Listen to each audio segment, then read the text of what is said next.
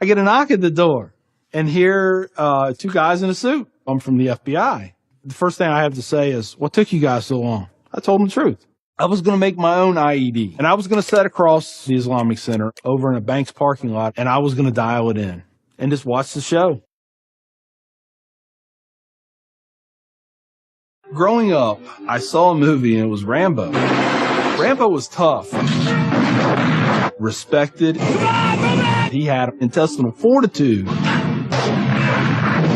I said, that's what I want to do. I went off and joined the Marine Corps. I wanted the action. The first time I got shot at, I remember looking at my watch and I says, man, this time last year I was in English class. I fought several times in the Middle East, Desert Shield, Desert Storm, South America, Philippines, Somalia. I think the worst things that I have seen is dead children. I had to suck it up. I had to be there for my guys. Each one of those teardrops stands for a confirmed kill. I stopped adding after 26.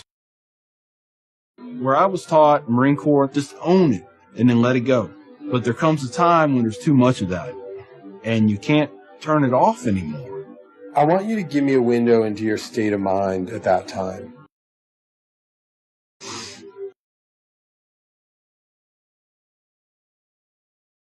One time, my wife and I went to a DSW, and I saw in the distance these two women in black burqas in my store. I cried as I prayed for enough strength to go over there and break both their necks.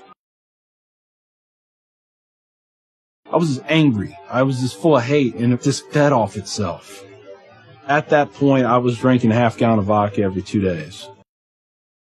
I had devised a plan, create my own IED, homemade bomb, and I was going to set it off right outside the Muncie Islamic Center.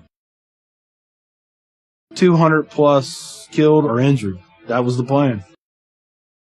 I saw an opportunity to do one last thing for my country. This was my rationale. I knew I would end up in a federal prison with a needle in my arm. I didn't care. My hatred of Islam. It was the only thing that was keeping me alive. So one day my daughter comes home, second grade maybe.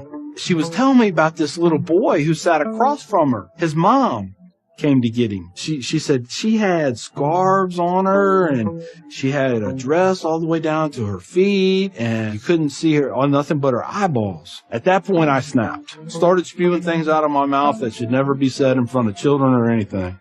She didn't say anything. It was the look on her face. I remember my daughter looking at me like I was absolutely the craziest person on the face of the earth. She was my little buddy. She used to say we were road dogs. I know I saw it in her eyes. I made her question that love.